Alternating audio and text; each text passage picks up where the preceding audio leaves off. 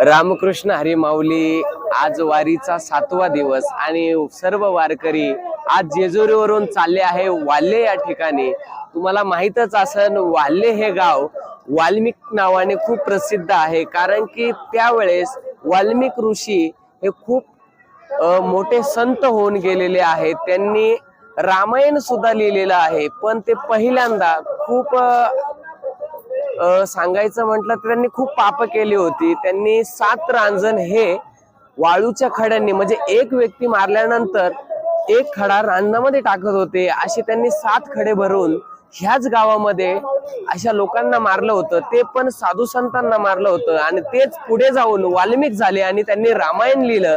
आपण अशा गावामध्ये चाललो आहोत आणि आता दुपारच्या वेळेला आपण थांबलो आहोत। पावसाची रिपरिप वाढत आहे, तरीही माऊलीच्या नादघोषात सर्व वारकरी मंडळी आज पंढरपूरच्या दिशेने चालले आहेत। तर रामकृष्ण हरी।